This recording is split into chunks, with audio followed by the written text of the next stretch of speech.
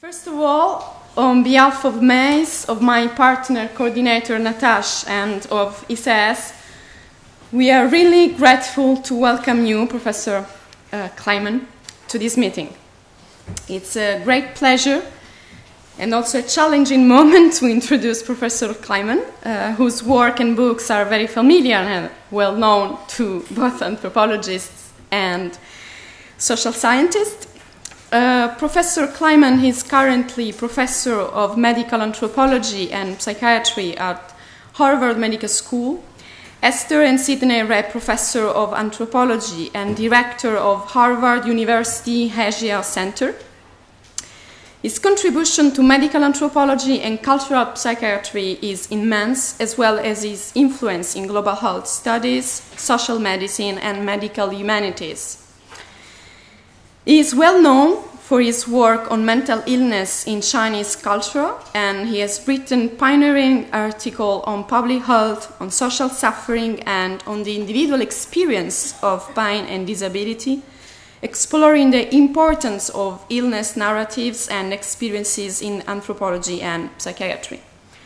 Among his books, I will cite only a few of the most influential, like The Illness Narratives, Suffering, Healing, and the Human Condition, Social Suffering, edited with Venadas and Margaret Locke, Writing at the Margin, Discourse between Anthropology and Medicine. Professor Kleinman has also recently published, together with Jan Wilkinson, a book on caregiving and human suffering, A Passion for Society, How We Think About Human Suffering, from the University of California Press, a book that he presented last year at this institution. So today we will go together with Professor Kleinman along the history of medical anthropology and medical humanities at Harvard University to finally explore some present and future opportunities of our research field. Thanks you again for being here. Thank you.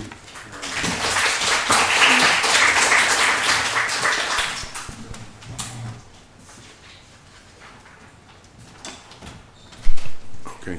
Well, thank you so much for that kind introduction, and it's a pleasure to be here. And I'm going to take my jacket off; it's a little hot. And it's a special pleasure to speak to the MISE network, which seems to me to represent what all people who've worked in a field for a long time want to see, which is younger people taking up the subject.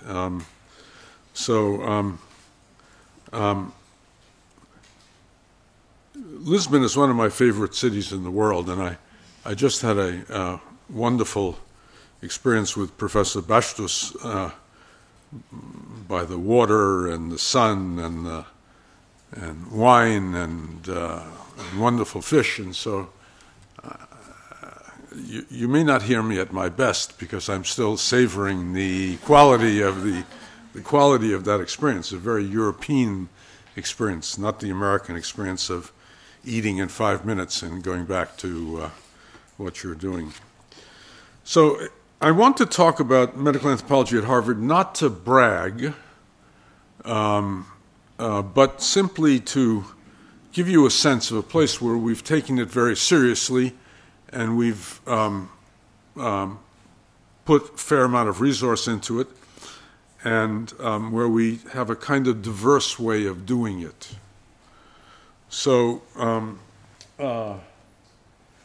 if we look at the Department of Anthropology alone, where I'm the RAB professor, we have 4 medical anthropologists, and actually if we counted Byron Good, who's really in the medical school but just spends a lot of time in anthropology, we would have 5. So my primary involvement is medical anthropology, and I also do China anthropology, but 2 of my colleagues are very well known in medical anthropology, but that's not their primary involvement. So Jean Komaroff is primarily a political anthropologist of Africa, and Susan Greenall, a political anthropologist of China, but each of them does some aspect of medical anthropology. And also Lawrence Ralph is a young African-American medical anthropologist who works in inner city Chicago on violence. So we have a fair number of people in the anthropology department. But if we look at the medical school, we actually have many more people. And so, and this is, I think, what is distinctive about Harvard, that not only is it a bridge between anthropology and medicine, but it's a bridge in which the medical school side is actually stronger than the anthropology side in terms of numbers of people and the kinds of work going on. So there's my former student. A number of the people here are former students of mine. Paul Farmer, and Paul also teaches in the Faculty of Arts and Sciences. Ann Becker, and she also teaches in the Faculty of Arts and Sciences. Salman Khashoggi, all of them took their PhDs with me, and all of them are MD PhDs.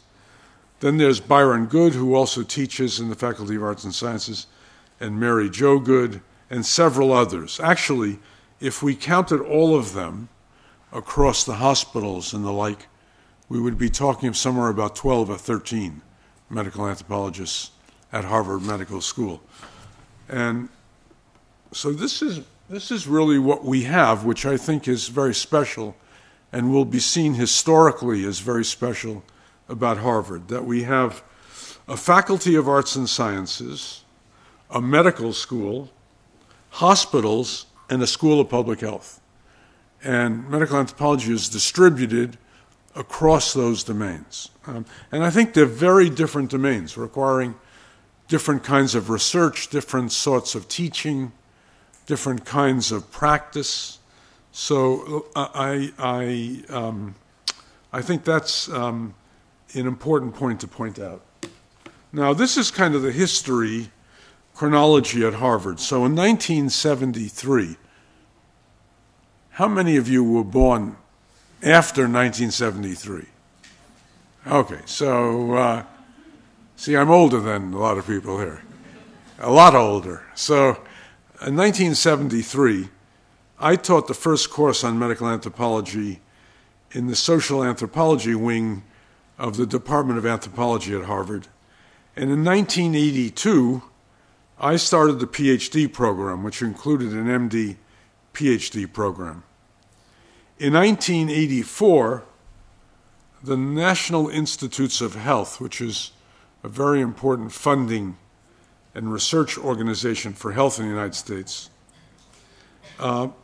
gave us the beginning of a 24-year support for a postdoctoral fellowship. And we've had many very well-known postdoctoral fellows in medical anthropology who finished their PhD somewhere else and then came to Harvard for 2 years as postdocs. And so these include people like Janice Jenkins and Thomas Chordash of the University of California, San Diego, Joao Beal of Princeton, Adriana Petrina of University of Pennsylvania, Joe Calabrese of University College London, David Napier of University College London, and many, many others. In fact, altogether, I've had about 200 postdoctoral fellows. So we've had a chance to be influential. And then a little later, in 1984, we actually began an interesting MA program. It's an interesting MA program because it's a single intensive year, and that means that we're able to bring medical students and physicians into that program. And so we've had a small but very lively number of people do that program. And these are the numbers that we've had. So now the PhDs, this is a little bit out of date. Now the PhD is about 95. And of those MD PhDs, closer to 25. The MA is a small program, about 20. And the postdoctoral fellows, as I said, 200. But we've actually had thousands of undergraduates. And so I think our biggest influence probably has been with undergraduates. And what's interesting about the United States, compared to many European countries, is that our high school students, when they leave high school, do not go directly into a specialty like architecture or engineering or business or medicine or law. They first must do 4 years of a liberal arts education. And so many of these students, of the students we have taught medical anthropology to as liberal arts undergraduates, have gone on to do very different things in their careers. Not anthropology, not medicine, often business and public health and many, many different fields. Now, another thing about the way that we do medical anthropology is that we have been intimately involved with hospitals. So for 17 years, now I stopped it about 10 years ago because I got too old to do this, but for 17 years I did weekly clinical rounds at one of our hospitals called the Cambridge Hospital. And I did it with the internal medicine residents, all of them together.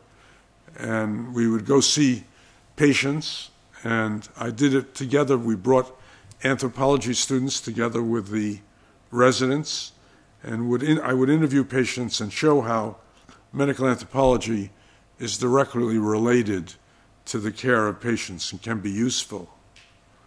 Paul Farmer, besides chairing the Global Health and Social Medicine Department, which I used to chair, Paul also directs an entire division at one of our big hospitals, the Brigham and Women's Hospital.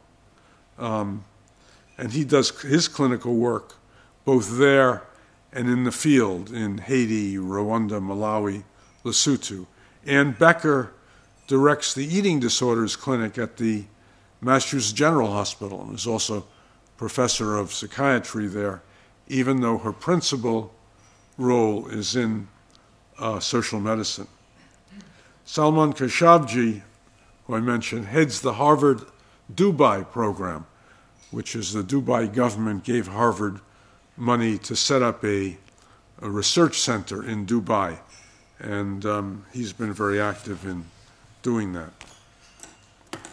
And of course, one of the things that Paul and Jim Kim made possible was a close collaboration with an NGO, an international NGO. I'm very biased about this, but I think a very special NGO, Partners in Health, which does its work in Africa, was very active in the Ebola outbreak, emphasizes multi-drug resistant TB and HIV/AIDS, and takes social theory and anthropological research very seriously as the basis for implementation of services. And so, if we look at the graduates of our program, I've just listed some of them, not all of them. Jim Kim is now president of the World Bank, and this means something to train someone who doesn't go on in academia, but pursues a different course, because in March, Jim Kim and I and Margaret Chan ran a major meeting, the first World Bank meeting on global mental health, a big, big meeting to raise funds for global mental health. And see, that's the importance of training people, not all of whom are going to go into academia, because there's a danger in thinking that the only way we're influential is by emphasizing academic careers. Sometimes it's by people who are not academics.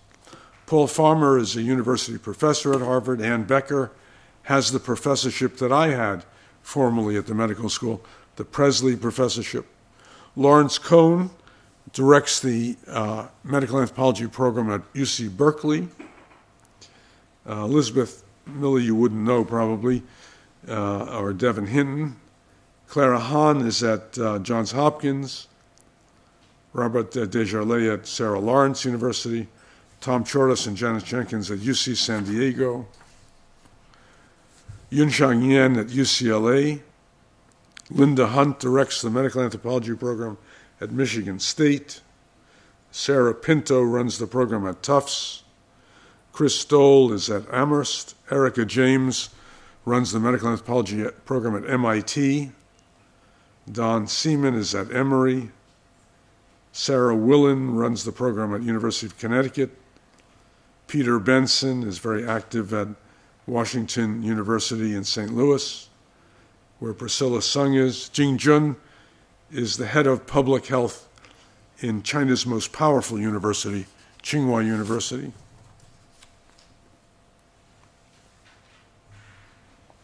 Yeah. Wu Fei is at Beida, at Peking University, as is Guo Jinhua. Pantian Shu at Fudan, so we have a very close tie with China. We have a very close tie with Stanford University, where two of my former students are professors, Matthew Corman and Angela Garcia. Terry O'Neill is a professor at Oregon. And recent graduates in there, just to give you a sense of the topics students are doing, Darya Georgievic, who's an MD PhD student, just finished her PhD. She worked on cancer care and statehood, what she calls onco-nationhood in Rwanda. John Hines, also an MD PhD student who just finished his PhD, worked on intimate partner violence and its relationship to power in Colombia. Jason Silverstein, who just finished as well, worked on pediatric palliative care at Boston Children's Hospital, a really wonderful study. Marty Alexander is working on chronic disease epidemiology in South China and Hong Kong. Andy Ong on development humanitarianism in the Wa region of Myanmar. This is in the Shan states of Myanmar. Aniki Hiranan Tabibi is working amongst care amongst the Finnish Sami. And if we look at undergraduates, these are recent undergraduates. So those are PhD students. These are undergraduates. So Hannah Emanuel, who's from Eritrea, worked on female genital cutting and women's rights in Eritrea. Alexia Zagoras, who did probably the most ambitious study of any student I've had ever before. She did both a study that was an ethnography of a stem cell research unit at Harvard, and also she did a stem cell research project. And she's a combined major in stem cell and social anthropology. Very, very unusual. So this would be like, for those of you who know Bruno Latour and Steve Woolgar's laboratory life, this will be as if Bruno and Steve not only did laboratory life, but actually did a major research project in that area. Bessie Zhang is looking at the transformation in femininity in women's health in Shanghai. Joyce Zhou, end-of-life care, conceptions of the good death among elderly Chinese Americans in Northern California. Margot Mai, working in France on the Roma and their housing precarity and health issues. Angela Liokata, community health workers in Goa, India, and also in Indonesia.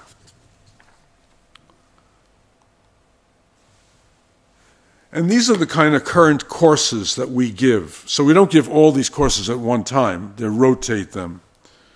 But Paul Farmer,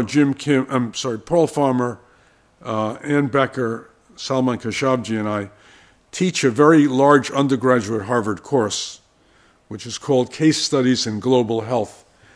And actually, we have a textbook that goes with this, which is called Reimagining Global Health, that came out of the course. And this course is now a very substantial MOOC.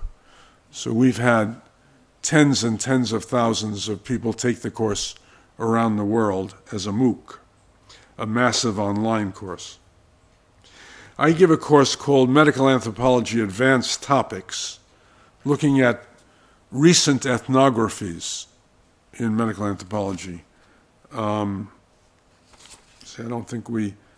for example, this year we taught ethnographies by Lisa Stevenson, working with a wonderful ethnography with the Inuit in Canada. Lisa Mulkey, looking at humanitarianism and Finnish society. A former student of mine, Everett Zhang, who's now at Princeton, on the epidemic of impotence in China in the 1980s and 90s.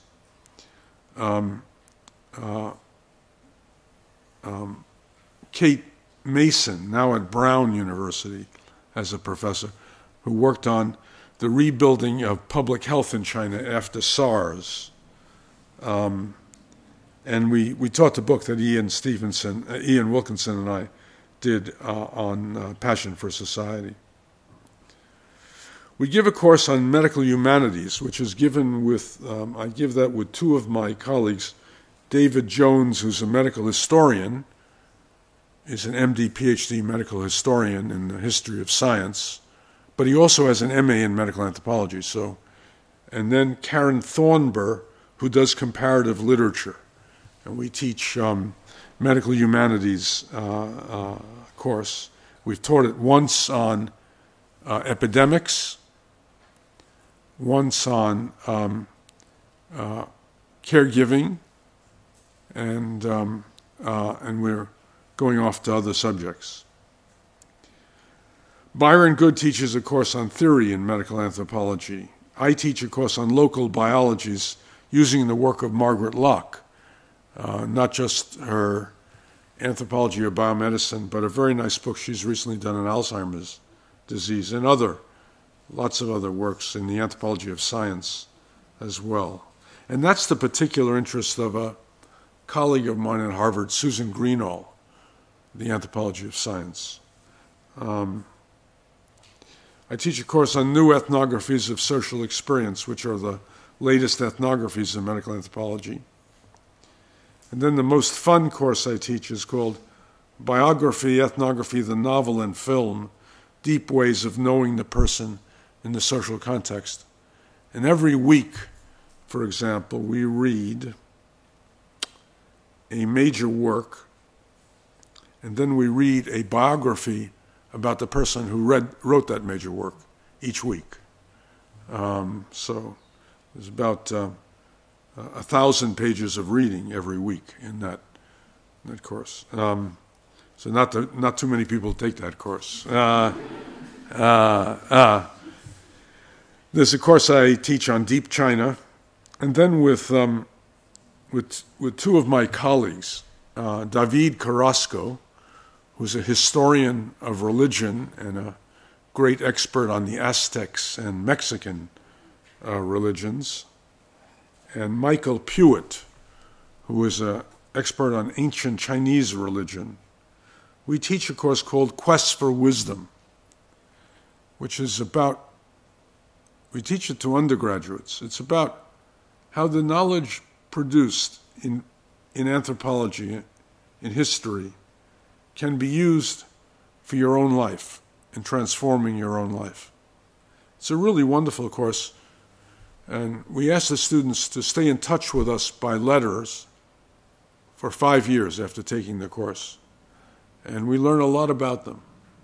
I just got a letter the other day from one of our students who went into the American Army and is a drill instructor. So you wouldn't expect a drill instructor of the American Army to be someone who, on the side, is reading Bourdieu and Foucault. But that shows you something of the complexity of life today around the world. Then, of course, in my own area, the anthropology of mental illness. We had the advantage early on of starting a journal, Culture, Medicine, and Psychiatry, which I founded and edited for about 10 years, and then I turned it over to Byron and Mary Jo Good, and they turned it over to Ann Becker, and then Ann turned it over to Woody Gaines at Case Western University. So it keeps going. And that's kind of interesting, if you think about it. When I was your age, I started a journal, and I had no idea how long it would go, and here it's in its 45th year or something like that. So it's nice to see that. We started a seminar series that's been running for about 30 years, and that I don't teach anymore, but it's run by Byron and Mary Jo Good, called the Friday Morning Seminar, and it involves each Friday different people coming to Harvard and giving talks.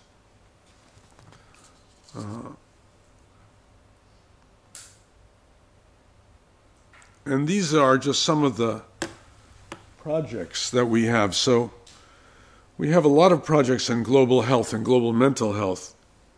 We also have the medical humanities. We have things going on in human rights and medical ethics. I myself have a major projects, several in China. One on elder care, which I'm very interested in, care of the frail elderly, and especially the elderly with dementia. And I have another one on, really, it should be called mistrust in the doctor-patient relationship, or what the Chinese call the Yiwan Guanxi Wenti. This is a huge problem in China, patient-doctor distrust. We can talk about that later. And these are other projects going on in our group. And then the areas of the world where we're active are China, Africa, Haiti, Central Asia, Russia, South Pacific, Latin America, and the United States.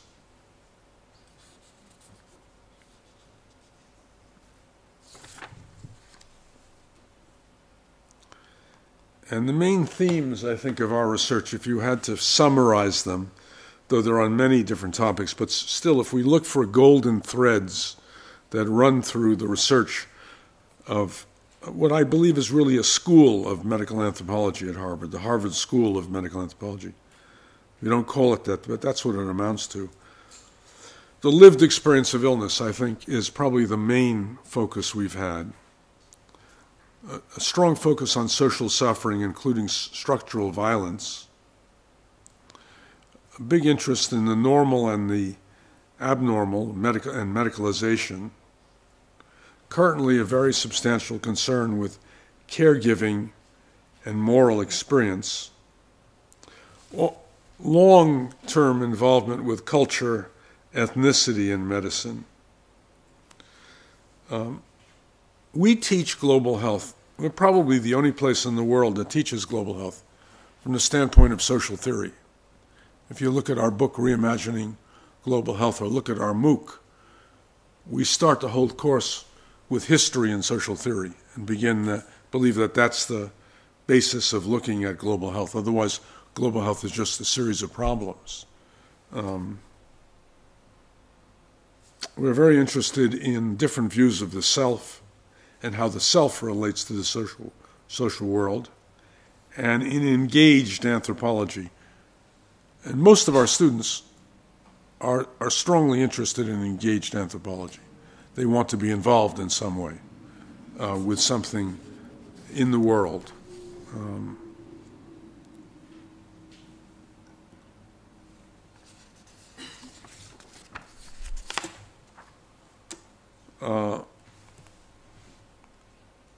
Then if we look at topical areas, they're the ones I mentioned: global health, global mental health, elder care, health of poor immigrants, trust in clinical relationships, stigma and mental illness, subjectivity, disability, and also violence. And the more recent developments and the ones we see going on into the future are, we've had a very, very good experience with massive online course, and probably will do more of that. We've been encouraging our students to do ethnographic films, and so two of my former students, one in particular, but two are really first-rate ethnographic filmmakers, and the one maybe someone might know here is J.P. Sniadecki, who runs the ethnographic film program at Northwestern University and is a great documentary filmmaker in China. But we're encouraging all of our students to get involved to some degree with ethnographic films. We've started a master's program for people in the health area in global health equity, with medical anthropology as one of the tracks in it. We have a program for young students called the GeoScholars program, where they go to Chiapas, Mexico, to work in communities of, to do an ethnography in communities of indigenous Indians of Mexico, Mayan communities, and they're supervised by Skype. And it's very interesting. So we get young people doing remarkable ethnographies and learning while they're doing. We're really very interested in building a movement for global mental health similar to the movement for HIV/AIDS that was so successful, and an increasing funding for that. And we have increasing interest in social studies of science.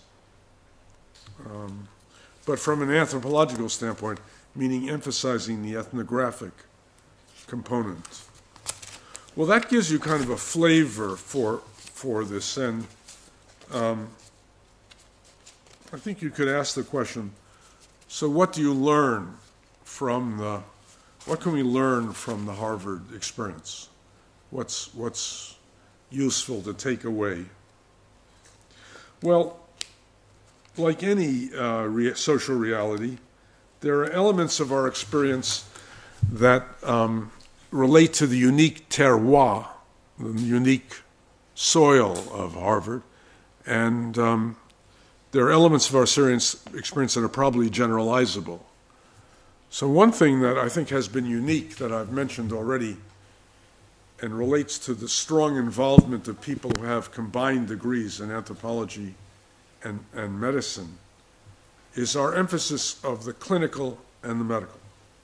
And we see this as not a tradition unique to Harvard, but we see ourselves as derivative of a great European tradition here, which is the tradition of social medicine. And this tradition really can be traced back to Rudolf Virchow and the European revolutions, especially the German social revolution of 1848, and Virchow's great study of the Silesian miners and their problems, and his emphasis on what we would now call structural violence. So we see ourselves carrying forth social medicine, but we see social medicine as different than public health.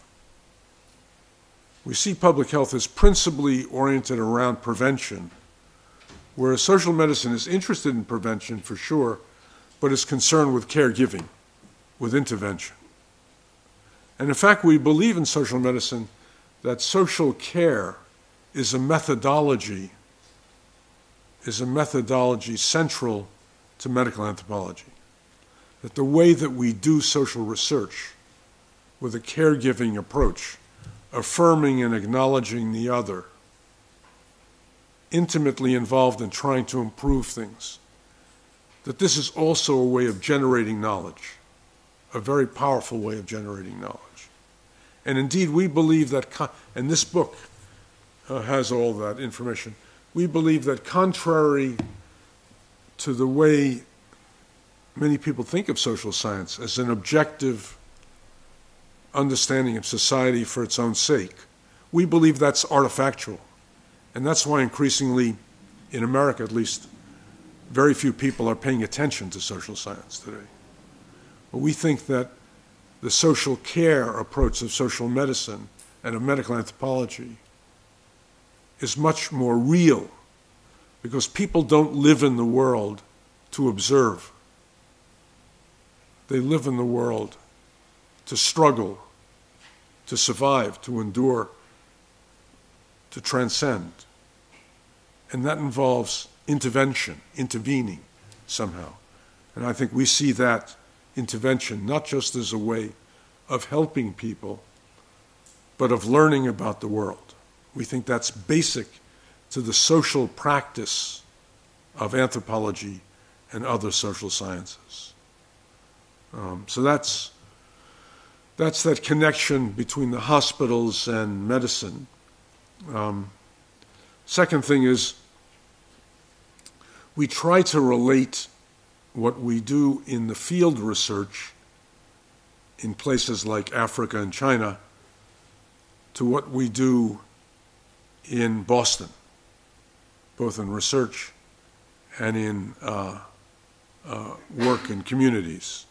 And so, for example, as an example, we have a lot of work going on community health workers in both, especially in African societies. But we believe that actually we're going to learn in America from this, that we will eventually go in the direction of community health workers in the United States. So we believe that this is a real global health, not the idea of health somewhere else, but of relating health where you are to health where in the field you do your research. We believe very strongly in social theory. So this is if you know my work, I believe that social theory is important, not just as theory to debate and discuss and critique, but I think social theory is essential for research.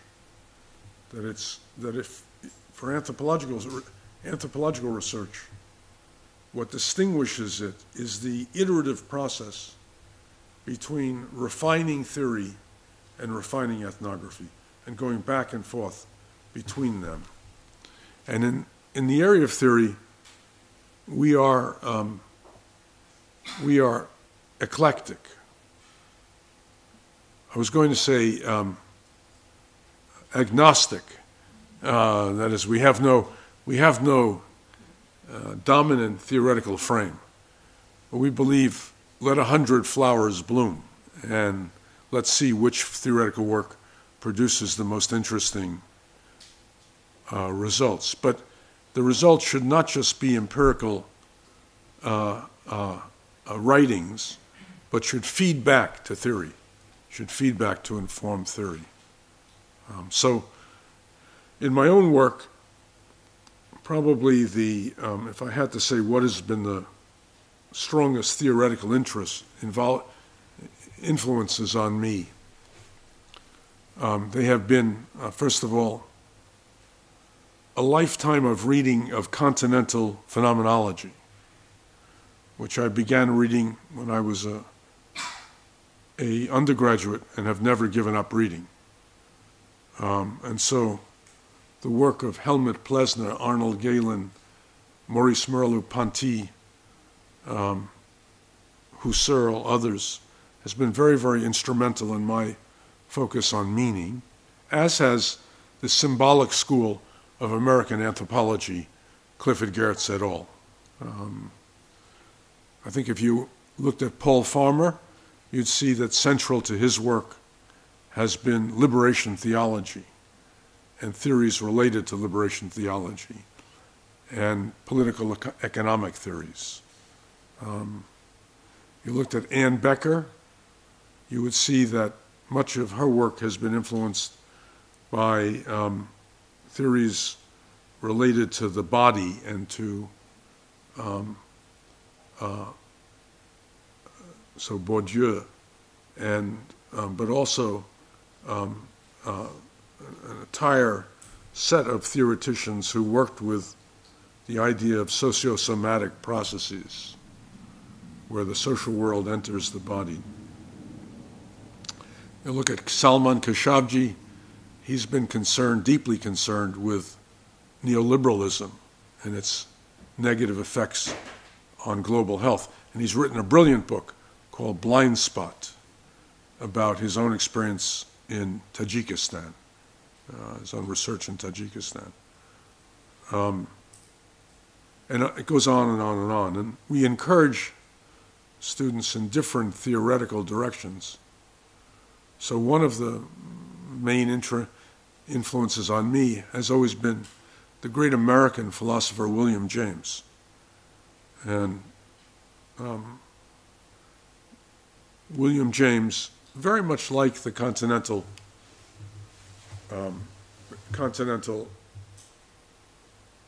writers like the ones I mentioned in phenomenology,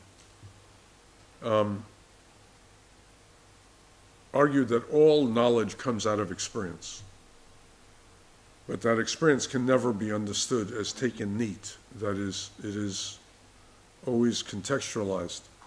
So understanding how experience is organized, culturally, politically, economically, is crucial. But emphasizing experience, I think, has been central for me. So you can read things that I've written and my colleagues have written that have to do with epistemology and with categories. But I think what has characterized our work is to look at categories or how we know in terms of experience. Well, let me put it this way. Aristotle said there were three great forms of knowledge. One was techne, or purely technical knowledge. And he said this was very important. This was the technical knowledge that a builder had of how to build a building, for example, or a physician had how to heal someone, or someone who was an expert in warfare, how to train people for battle. Technical knowledge. But he said more important than technical knowledge was epistemological knowledge, how we know what we know.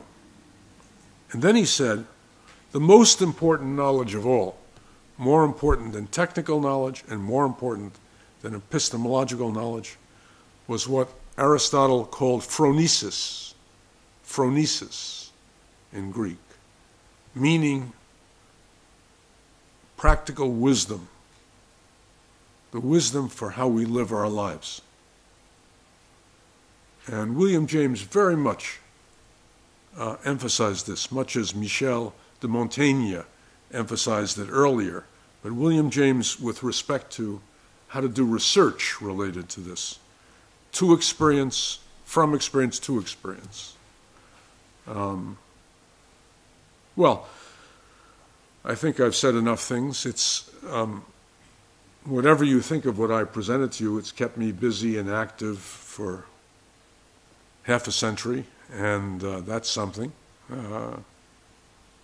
I believe very strongly in anthropology, not just medical anthropology, but social and cultural anthropology generally.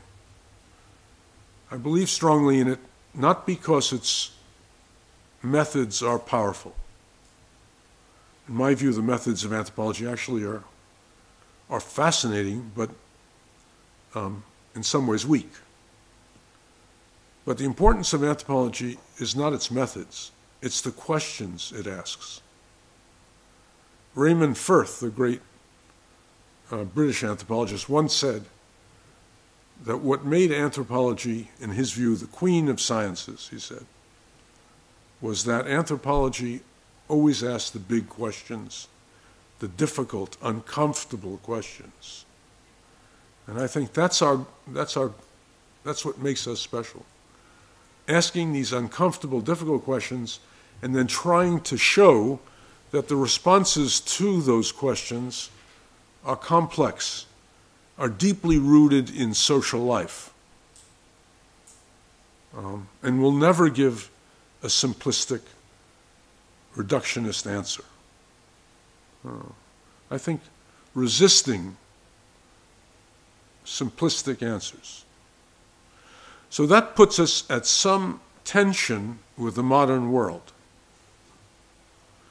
If you go back to 1948, in 1948, a great American engineer who would become the father of information technology, Shannon, wrote a paper in 1948 in which he said that engineering, which had done such a good job with steel, with concrete, with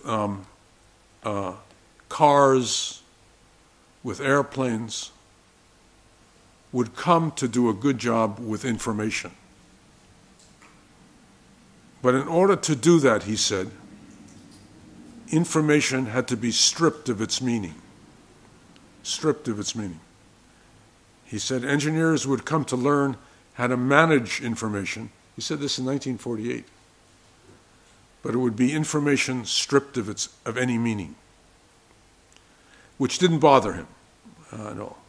Well, we live in an information age now where every one of us is astonishing in what we can do in managing information. But we're perplexed by how to relate the information to meanings in our lives. And I think that anthropology may not provide an answer to that, but always demonstrates the gap between information and meaning. Thank you.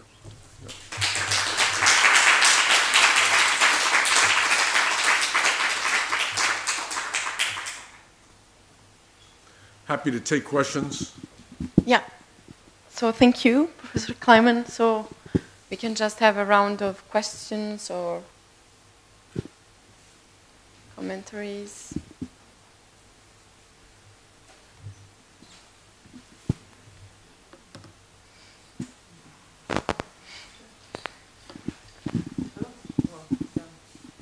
Thanks a lot, Professor Kleinman. I was wondering, on a more personal detail of your life and working career, but life as well. Were you ever just a doctor and then an anthropologist? I mean, there is. Yes. Okay. But that was. Okay, so you want me to relate this to my life? Well, I should say you have to wait for my autobiography. But since I'm not sure I will write an autobiography, I'll say this, that when I was an undergraduate at Stanford University, I wasn't sure how to bring my interests together. And so in my senior year, I applied for 3 different kinds of graduate training. I applied to Stanford Medical School, I applied to Stanford Law School, and I applied to the PhD program in history. Okay? And I got into all 3. And believe it or not, this is a long time ago, 1962, I told all 3 that I was coming, because I didn't know how to make a choice over the course of the summer. Plus the fact I had a girlfriend and I was thinking more about her than I was about the other things. So literally, and this is the true story, I don't know if any of you have ever been to Stanford, but Stanford is a very beautiful university in California that has a long drive. It's longer than a mile, called Palm Drive, that starts from the gate to the university to the main campus. If you go to the right, about 1/3 of the way down Palm Drive, you end up in the medical school. If you go straight ahead, you end up in the law school or the history department. And so, as I was driving down Palm Drive, I was thinking about which of these alternatives was I going to take. And a car drove just like a Portuguese driver sort of cut me off this way and force me to the right, okay? So I ended up in medical school. And so I began in medical school. And I was very dissatisfied with medical school with because it seemed to leave out a lot of the questions. And so I took, while I was a medical student, I took courses in history and anthropology. And at that time, there was a medical anthropologist at Stanford by the name of Benjamin Paul. And he had been at Harvard and then went to Stanford, and he had written a book called Health, Culture, and Community. And I liked the book, although it was very applied, a little too applied for me. And so I went to his course, attended his course, and I didn't like it. And I said to myself, this is not the field for me. Because I felt it presented medical anthropology as sort of the handmaiden of medicine and public health, and there to help medicine and public health answer extremely narrow questions, like how to get people to take new foods or new medicines. I just didn't find that at all theoretically interesting. And so it wasn't until when I graduated medical school at Stanford, it was the Vietnam War. And I went to the U.S. Public Health Service, to the National Institutes of Health, as a research fellow. And they sent me because of other reasons. My wife and I spoke Chinese. They sent us to a research unit in Taiwan. And I went out there with what I thought a question which I thought would win me the Nobel Prize. And the question was, at that time, no one could grow the bacillus that caused leprosy. But under the microscope, that bacillus and the bacillus of causing tuberculosis looked exactly the same. So my hypothesis was that leprosy and tuberculosis were caused by the same infectious agent with different immunological responses producing the different disorders. But the first day that I did field research in Taiwan, I disproved my hypothesis. Because when I went to the leprosarium, I discovered there were plenty of people who had both leprosy and tuberculosis. And so I was sitting in a car with a Chinese driver and very despondent, because as you can imagine, if you thought you were going to get the Nobel Prize, but on your very first day of research disproved your hypothesis, you would be discouraged. And I had 2 years to spend in Taiwan, and my first day I had just destroyed my research project. What was I going to do for 2 years? And it was a very long drive back from the leprosarium.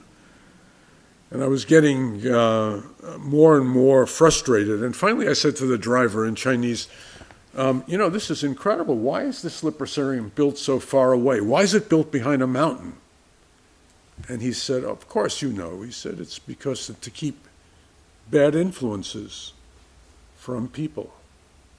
Because this is a disorder caused by many negative things, like ghosts and gods. And their negative influence we keep screened.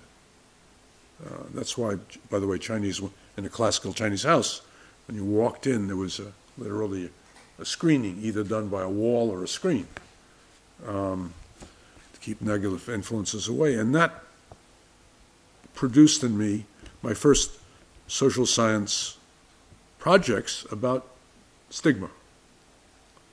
And so I realized that it wasn't biology that was going to be my future, but field research.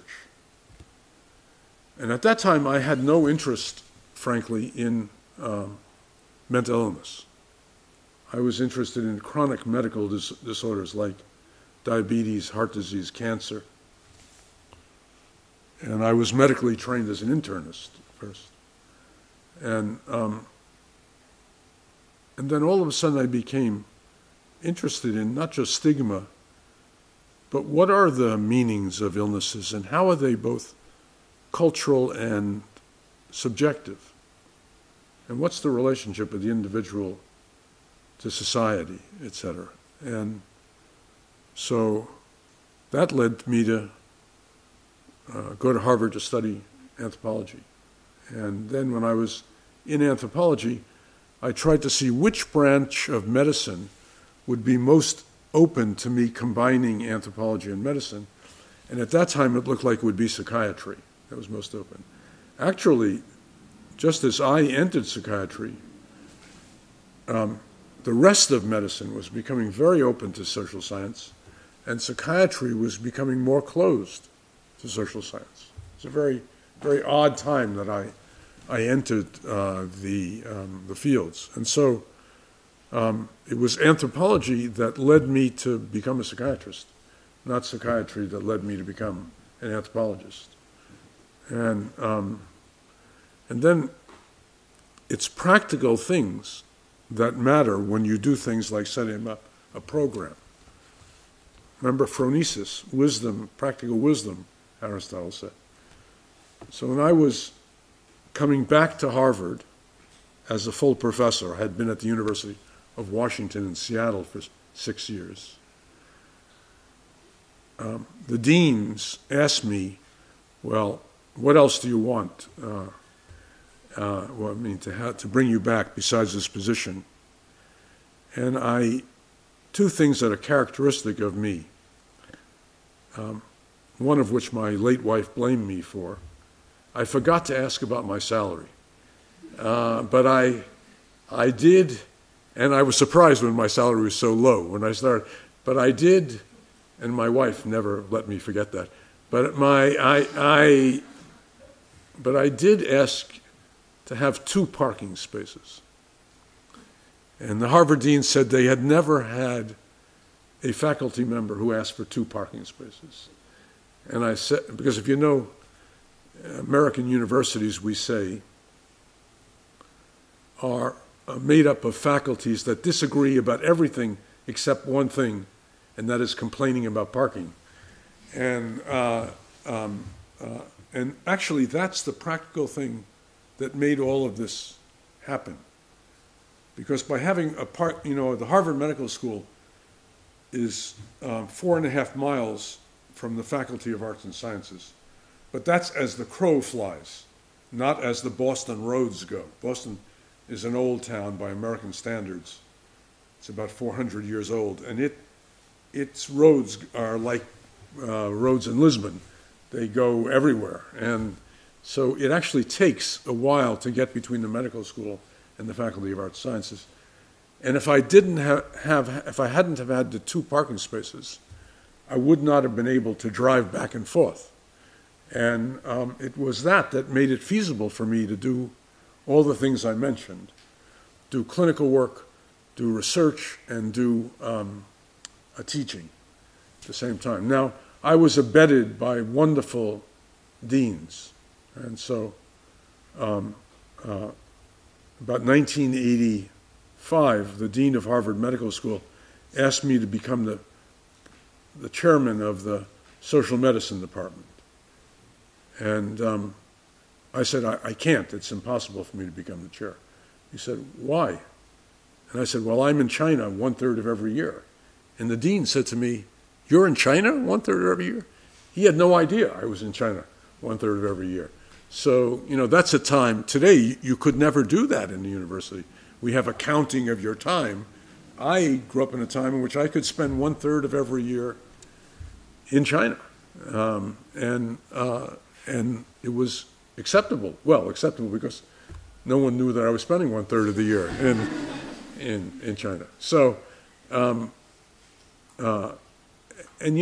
that's also interesting about the time I grew up in is gone forever, both for good and for bad.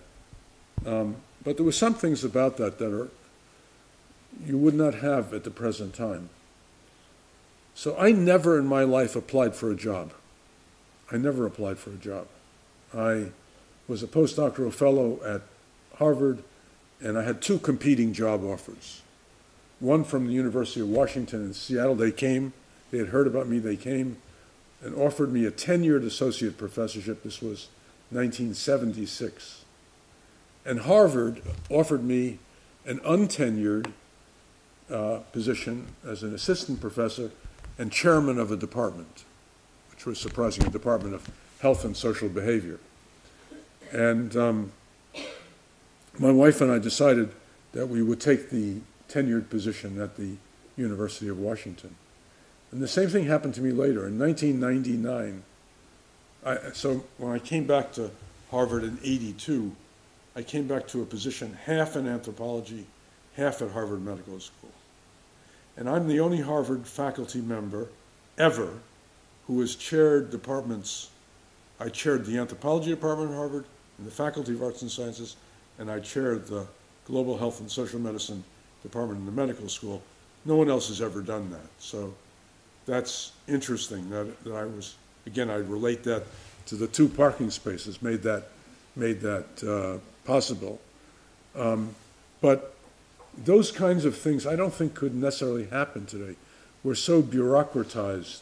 But in '99, my alma mater, Stanford, offered me a very high-level professorship.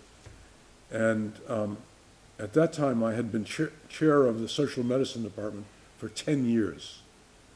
And I don't know how a medical school works in Portugal, but in the United States, you're chair for life. That is, if you're chair of a medical school department, you're going to do it for 20 years. And I had no desire to do it beyond the 10-year period. So in '99, I switched my time to 2/3 in the Faculty of Arts and Sciences, as opposed to half, and 1/3 in the medical school. And so since '99, most of my time has been in the Faculty of Arts and Sciences. And I chaired the anthropology department, and for the last 8 years, I've headed Harvard's Asia Center. So when I was young, if there had been a diagnosis, but there wasn't, of hyperactivity disorder, I would have had that diagnosis, because I'm only comfortable doing lots of different things at once. I'm very energetic and very active, and my mind is kind of like a monkey mind. It jumps around all the time, and I'm not satisfied doing one thing. And so I actually I'm more productive when I have been doing something like heading the Asia Center or chairing a department than when I'm not. And so that's a peculiarity, a personal peculiarity of mine, that I have this need to do different things. And I realize that different things at different times. So there was a time in my life when I was a very active clinician. Now, why did that time come to a close? Because I was a very good psychotherapist, and I had too many faculty members and their spouses in my practice. And it became extremely uncomfortable, because I would go to a faculty meeting, and the chair of the meeting would be one of my patients. He would be chairing the meeting, I would be just a member thing. And actually, sometimes this was incredibly humorous. So I had one faculty member who was psychotic. He was completely psychotic at one stage. And I was in a meeting. I was taking care of him, but I was in a meeting. Of course, no one knew that I was his doctor. And as we came out of the meeting, a very chaotic, very upsetting meeting, one of my other colleagues came up to me and said, "That man is mad." And I could have said, "Technically, you're absolutely right," but I didn't. But it became, you can imagine how uncomfortable that became. So anyway, yeah. Please. I have to use the microphone, okay? Yeah. So thank you so much for the really interesting talks and presentation. And in this regard, so I have like two brief questions, Sure. actually. Yeah. So first of all, is since I don't know, you mentioned Partners in Health and all the work that you have done with John Kim and Paul Farmer. I was wondering, so in which way of course, Zizek words the liberal trap of humanitarian help, human rights discourses, and like shared ideas of humanity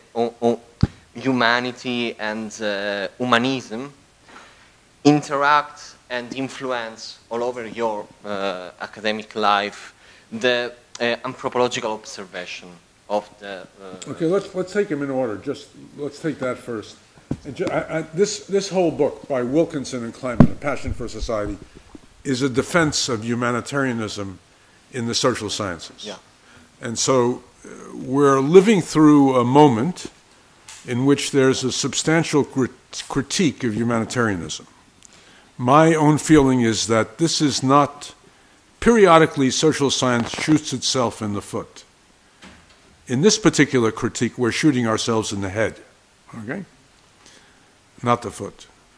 And the social sciences were founded by people like Adam Smith, Voltaire in France, Locke, John Stuart Mill in UK, all the founders of systematic social theory, of systematic social inquiry.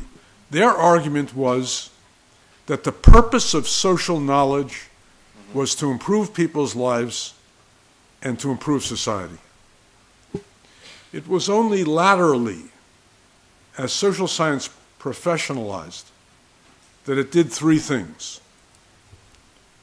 It argued for objectification and the reductionism associated with objectification, which has been a much greater problem in sociology than in anthropology, but still was an issue in anthropology, at least when I was a student. Secondly, it argued that the focus of the object of inquiry should be society for its own sake, study of society for its own sake. And third, it divorced itself over time from other forms of social discipline, such as social policy and social work. So in this book, we use a line of internal social science critics who criticize those three things. We use Max Weber, C. Wright Mills, Hannah Arendt, William James, Jane Addams, Franz Boas and his students. We use a variety of critics internally who criticized all those three things. And I think that their criticism leads us, if you look at this book, to a critique of anti-humanitarianism in anthropology. And we have a very powerful critique of that, I think. And at the same time, we argue strongly for the contribution of anthropology to improving society and people's lives,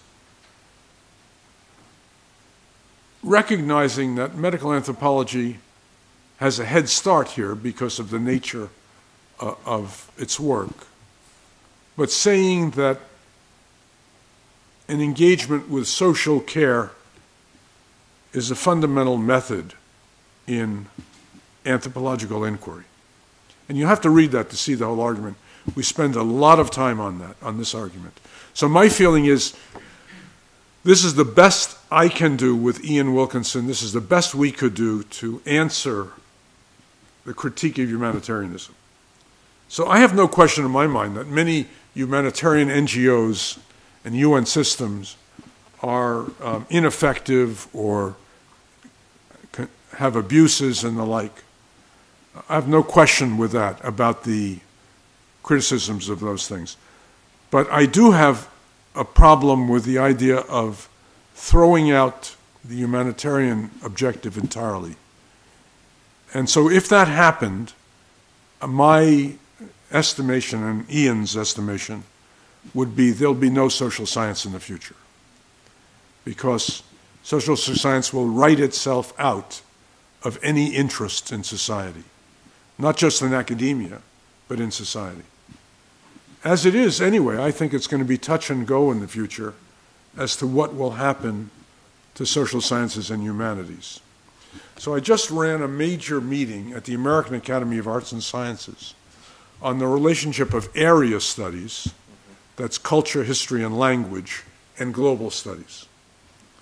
So global studies like the global environment, global health, global trade, global energy, global finance, global security, global relationships, international relations, are all going up in significance and in power, okay? Area studies are coming apart. I did a review last summer of the Australian National University's Asian Studies program.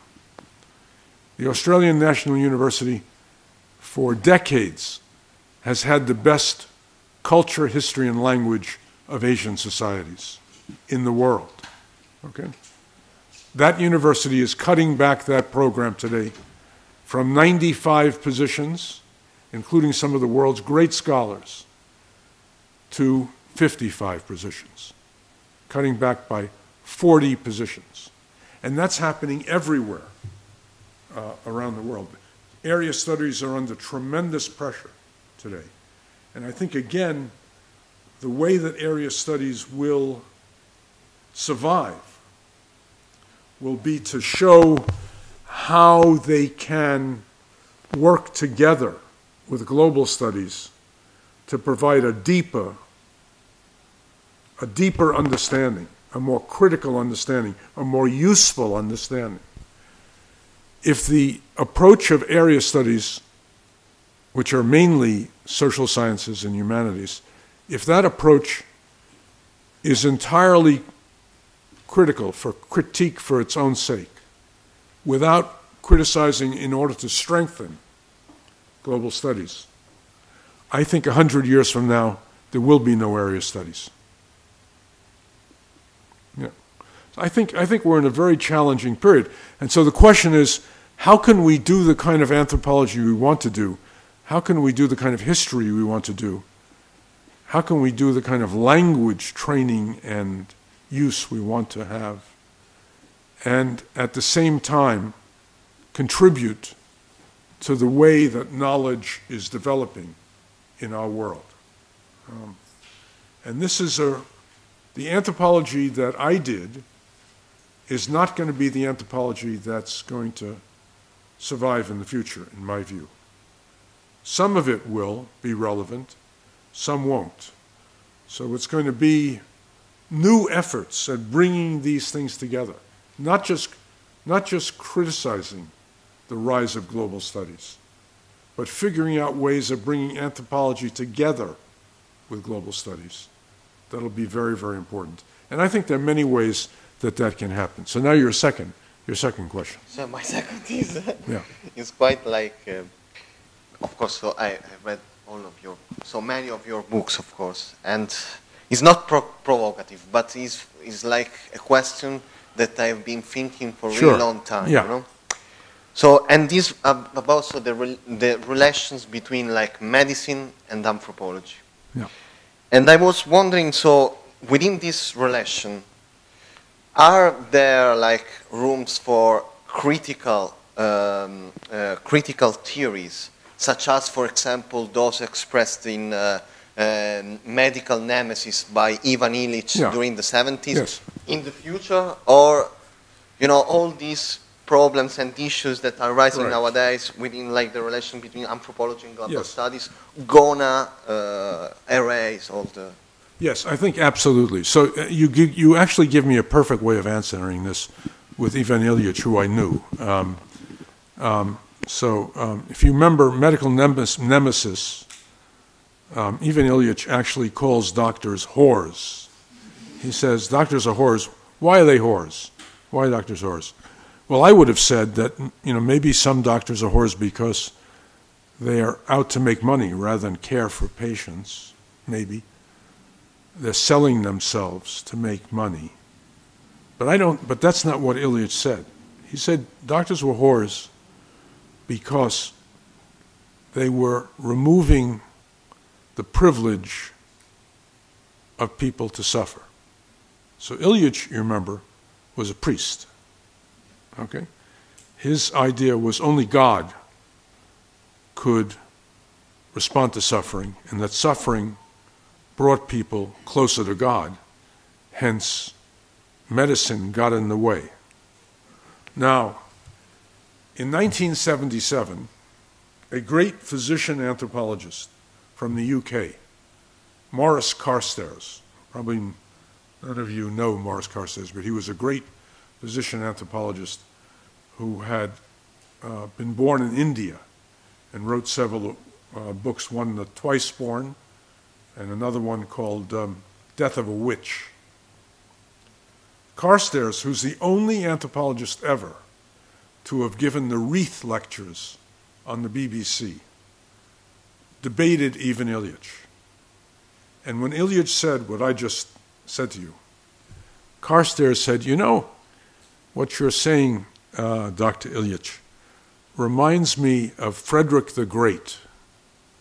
Frederick the Great, a dictatorial sovereign, who, as he watched his foot soldiers, all peasants, being routed in battle and running away, he yelled after them, "You dogs, would you live forever?" Okay? You dogs, would you live forever? That's what I hear in Ilyich. Okay? You dogs, would you go to get surgery for a cancer, take medicine for heart disease, when you should be working with suffering and getting closer to God? Okay? So for me, Ilyich is not a good example of useful critique. I think criticizing medicine is extremely important, and I think that is one thing anthropology does very well. But it cannot be a critique of medicine as if the anthropologist occupied a moral high ground above the doctor or the patient. The anthropologist is smack in the same domain as doctors, nurses, and patients. Hence, if the idea is that anthropology contributes, then that critique should contribute. So I'm writing a book right now on caregiving, and I've been giving lectures the last few years at a lot of medical schools. And I begin my lectures with paradox, a central paradox today in medicine. That medicine, in fact, if you look at the amount of time spent caregiving with patients, gives very little care to patients. Most care is given by families and then by other health professionals, home health aides, physical therapists, occupational therapists, nurses. Physicians give very little caregiving. And yet, if you were to propose, as I have proposed, a Swiftian hypothesis to medical educators, they would never accept it. And here's the Swiftian hypothesis. So, remember, Dean Swift in Ireland during the Irish famine was appalled by the failure of the British to be outraged at this famine and to do something about it. So he decided to outrage the British. And what did Swift propose? He came up with what he called a modest proposal. He said, this famine is so bad, my proposal is, let's eat the children. Because if we eat the children, we will have enough food to survive, and our children will not have to, we won't have to watch them go through the suffering of this famine. And of course, it did produce outrage, and people said, this is an absurd, a terrible idea, a horrible, inhuman idea. And Dean Swift said, yes, wonderful. This famine is horrible, inhuman. Do something about it. Okay? So this was my modest proposal to doctors, was that medicine should give up caregiving entirely and say, look, basically we're good at technology and fixing things, and what we'll do is we'll become like the mechanics of the human body, but we'll leave the care to somebody else. Could be nurses, could be families, etc., where most of the care is done. And we just exonerate, so we wouldn't have to burden physicians with learning anything about care, anything human about patients. We'd cut them off. Just the material reality. They're the mechanics. We don't expect a mechanic when you bring in your Fiat, or maybe here in Portugal, your Mercedes. You bring in to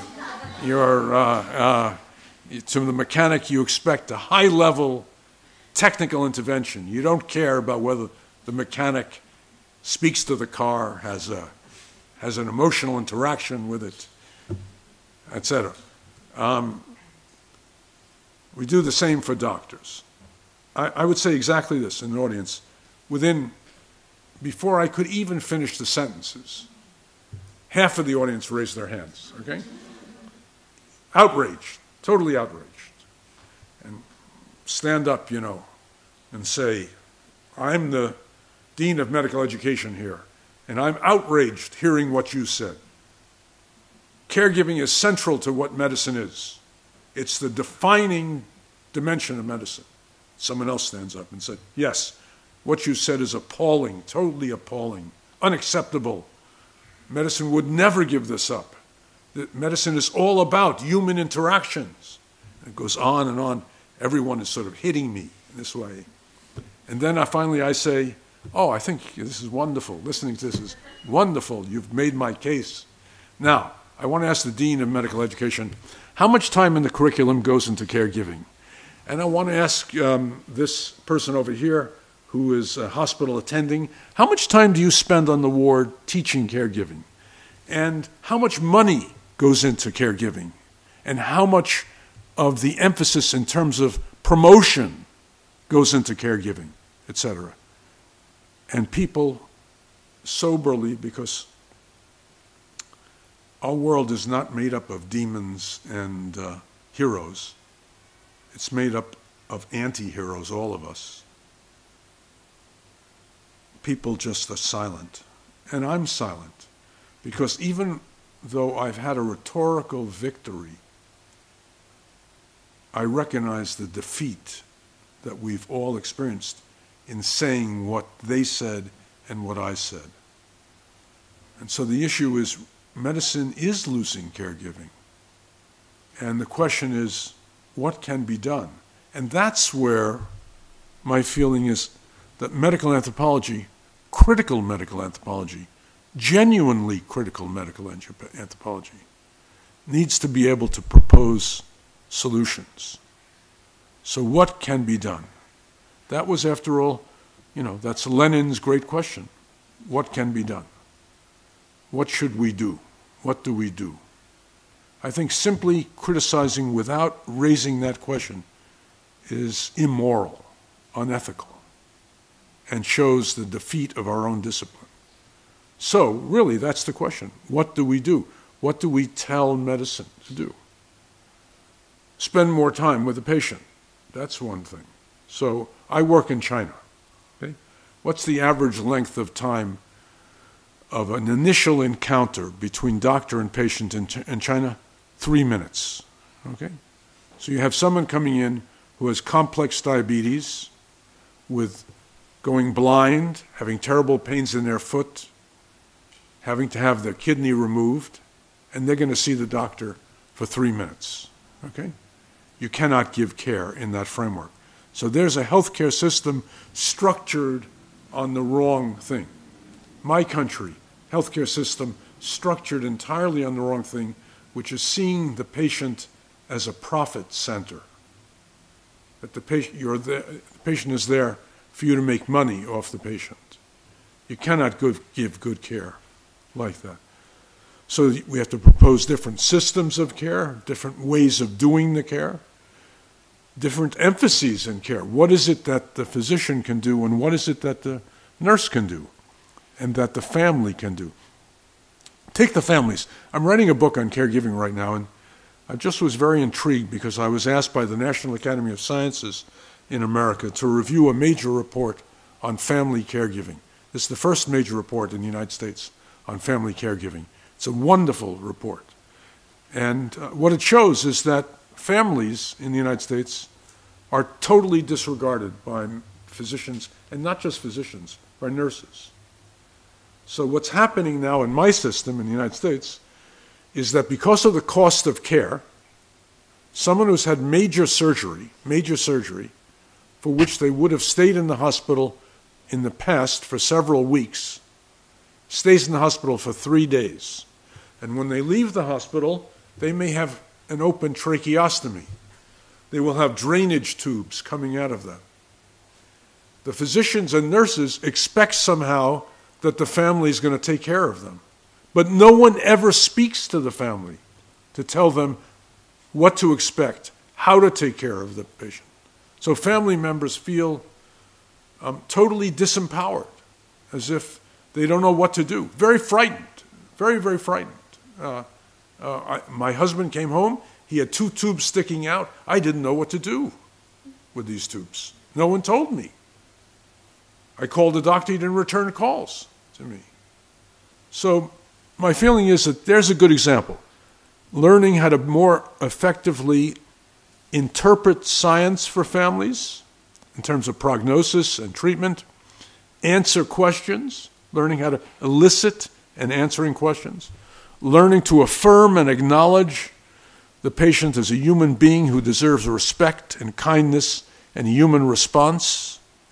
And doing all those things can be done by doctors and by nurses and by others. Now you look at the technology. Technology should improve, if we could figure out how to do this, caregiving. I'm sure that technology will in the future help us in caregiving, but right now it doesn't.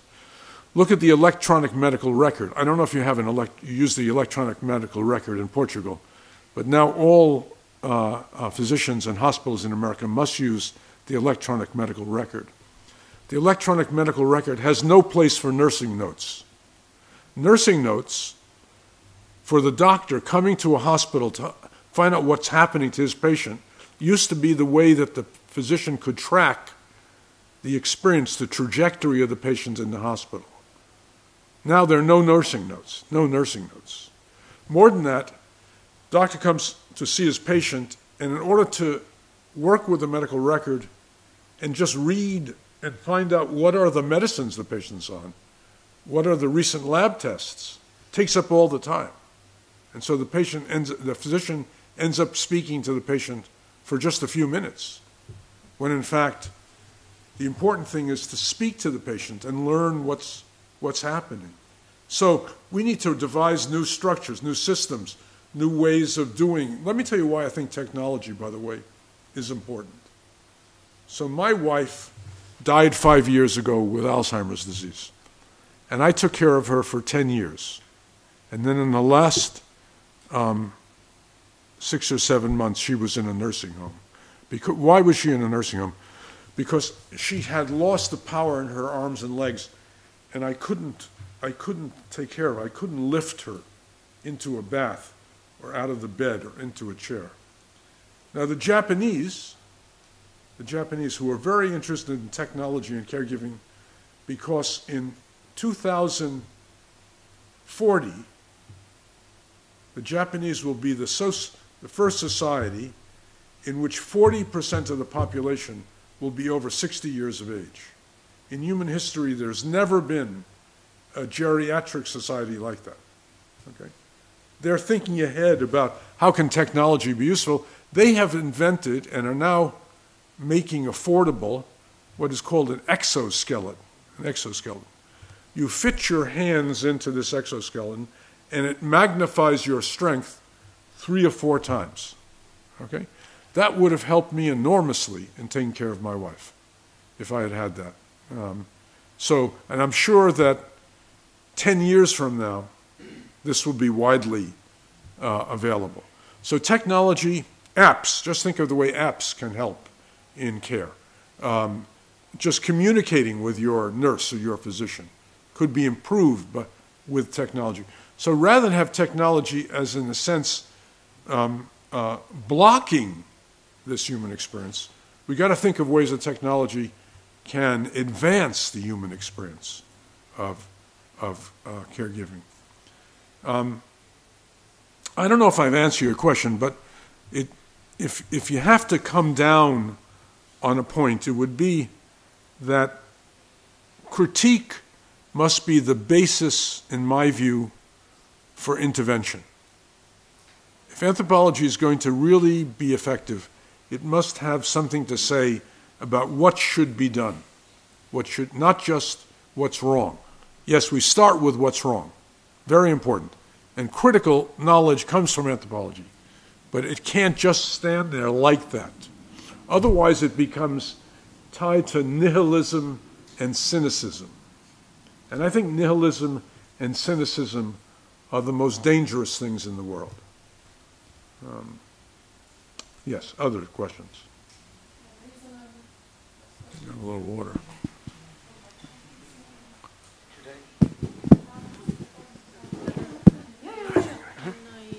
Oh, yeah. I think if we have a lot more questions, I need scotch rather than water. Okay. No, just a specific one. Thank you very much for your wonderful talk. I really wanted to know more about your research on doctor-patient relation in China. You just mentioned, because I've been to some hospitals and had doing some small ethnography, and I'm very curious about it. Thank you. I'd be interested in hearing about your experience. So I have a project with Joe Tucker, who is a China specialist and a physician at the University of North Carolina, and with Nie Jingbao, who is professor of medical ethics in Xinxiland in New Zealand at Otago University, on the Yiwan Guanxi Wenti, on the doctor-patient relationship problem as it relates to distrust. So for those of you, she's a China scholar. For those of you who are not China scholars, let me just tell you, there's certain things about medicine in China today which would surprise you, I think. One of them is that you can rent in China a medical mob. Okay? Now, what is a medical mob? So because China does not have an effective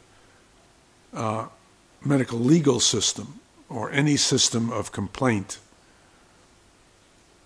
if you leave a hospital and you've had a bad experience, what people do is to rent a medical mob. Now, a medical mob are professionals.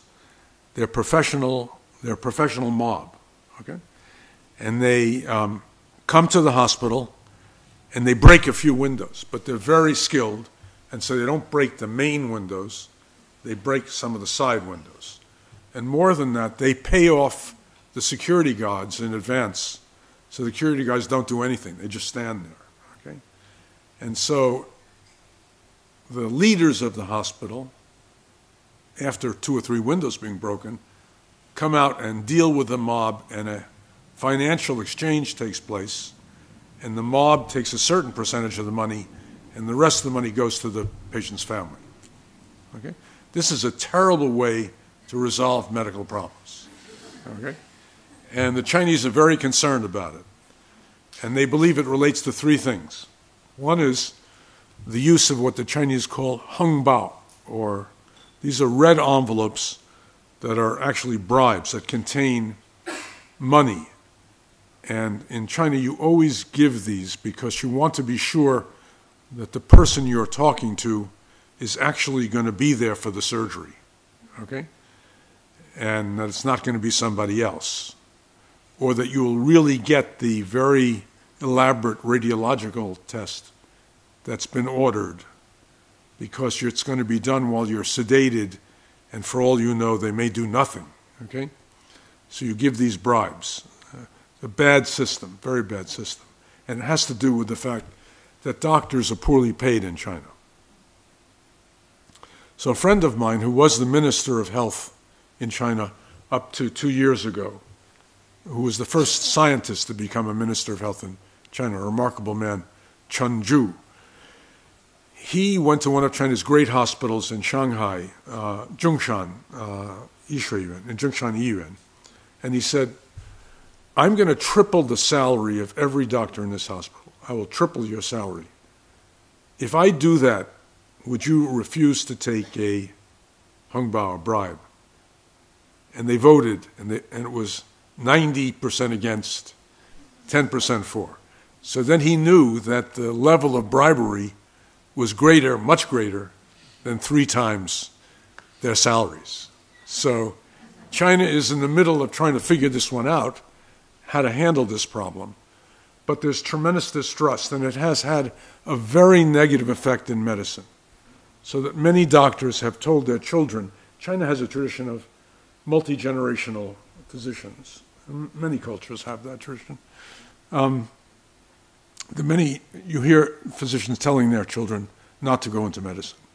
There's a considerable demoralization of physicians in medicine today. And part of the problem very much lies with patients. So in the Chinese setting, there's been a tremendous hyping of medical science, as occurs in many societies, but the Chinese have gone overboard with this to show how powerful medicine is scientifically today. So many Chinese people who've been interviewed expressed their understanding that no matter what your problem is, if you go to a great hospital and see an outstanding physician, you're going to get better. So there's no expectation that the medicine may not work. If the medicine doesn't work, it's the physician's fault, not the disease. So the whole idea of the disease actually not being resisting treatment is not an idea that many Chinese hold to today. In its place, they have the expectation that you'll always get better if you go to a high-level place with excellent practitioners. So the other part of this is that China has no primary care system. I don't know if Portugal, does Portugal have a primary care system? Okay. So China has no primary care system. And what you do is if you get sick in China, forget about the local doctor. You go directly to the major hospital nearby to see the famous professor in your field. And that's why that famous professor is spending 3 minutes with every patient, because she has 200 patients to see in a treatment setting of about 3 hours. Okay? So she's moving them through like being on a shop floor in a industry like building cars or something. And I think, we could generalize this, more generally. I live in a house in Cambridge that I've lived in for 34 years. And I bought it from the son of a woman, Helena Deutsch, who was Freud's ambassador to Boston. She went to Boston to introduce psychoanalysis in the 1930s.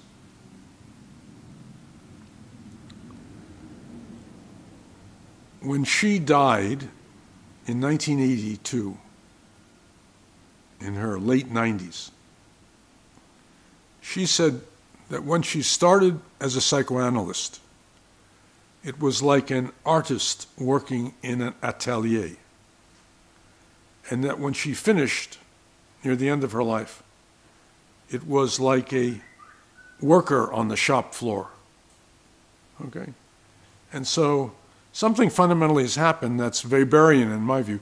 This is the Weberian march of bureaucracy of the institutions being the most powerful dimension of society. And remember, Weber said that institutions would replace three things: sentiment, tradition, and rule of thumb, that they would lock us into an iron cage of rationality and make us cogs in a machine.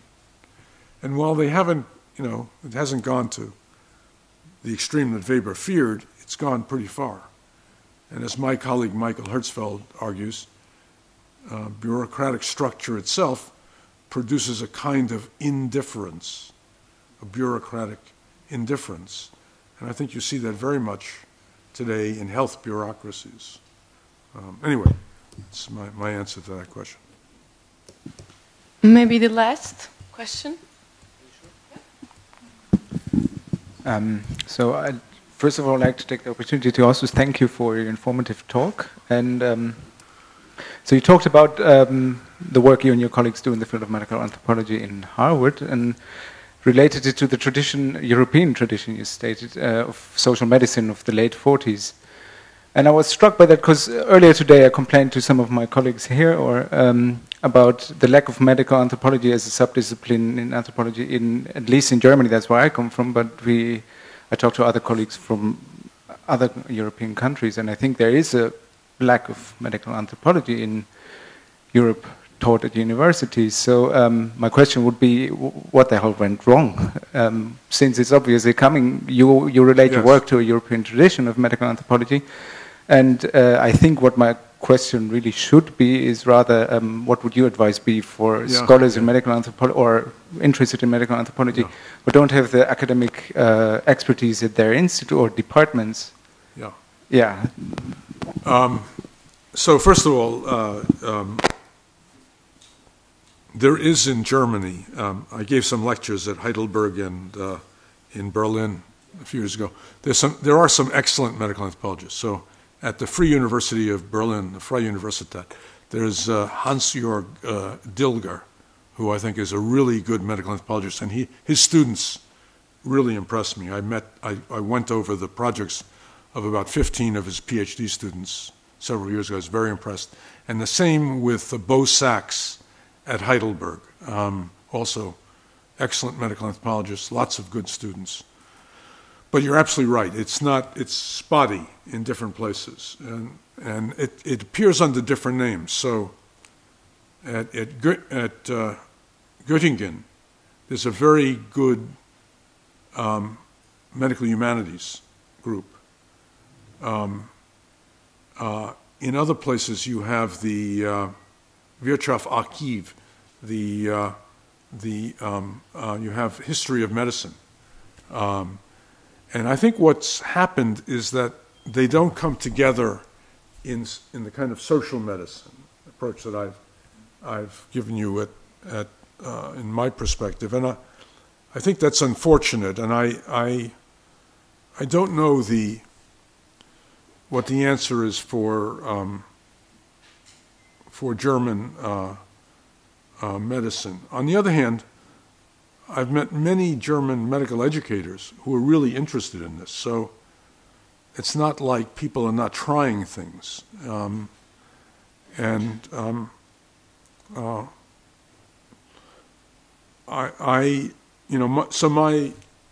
think anything I could recommend, I have recommended when I was in Germany a couple of years ago giving these lectures, and people pointed out to me they were already doing it. They were already doing these things. So, for example, there's a lot of interest in Germany, as you probably well know, in culture and ethnicity, and there's a real attention to Islam and to Turkish language, and I'm sure increasingly it'll be toward Arabic and Afghan interests, but how that will become institutionalized and developed, I'm not sure of. So, there are a number of paradoxes here that should make us always careful about recommendations. So let me tell you about 25 years ago, I was invited by the University of Hamburg to help introduce medical anthropology into Germany. And I had a colleague from the University of Hawaii who was a graduate of a German university, the University of Constance, and his name was, oh God, I just slipped out of my mind, was Tom, what's Tom's last name? I'll think of it in just a minute. How can I block on that? Anyway, this is what happens when you get to be 75. But he and Tom Moretzky, Thomas Moretzky, he and I went, and there was at that time a medical anthropologist in Germany by the name of Beatrice Flederer Lutze. She subsequently dropped out. And we had a meeting. And I learned something at this meeting that were a few things that were very troubling, that were raised by medical historians. First of all, that Germany had medical anthropology, and that Dr. Mengele was getting his PhD in medical anthropology. Okay, you should look that up. So Dr. Mengele, who was, remember, a Nazi physician who was doing terrible experiments on twins, was taking out the brains of twins and sending them to a laboratory, I forget which university that was, and that was all for his PhD research in medical anthropology.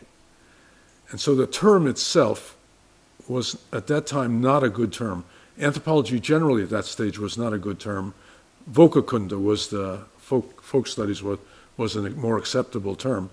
Well, the other thing I learned at that time that was very troubling was that the Nazis actually called the kind of critique of medicine we've been going through here the result of Jewish medicine. And they said that their medicine was not like that. They were very interested in holistic medicine. There was the former foreign minister of Germany's brother, von Wieseke, was a famous holistic practitioner. And his tradition had started under the Nazis. So that's a funny thing, isn't that a funny issue? If you look at, now let's extend that a little bit intellectually, because it raises some real questions for us. If you look at some of the great figures in continental European phenomenology, Arnold Galen, Husserl, not so much Husserl, Arnold Galen and Helmut Plessner, their work used by the right, by the fascist right. Okay, look in Japan, Kitaro Nishida, who tried to bring Buddhism and phenomenology together, used by the Japanese right. So it's kind of interesting. Why Heidegger? Think of Heidegger. Heidegger really a great philosopher,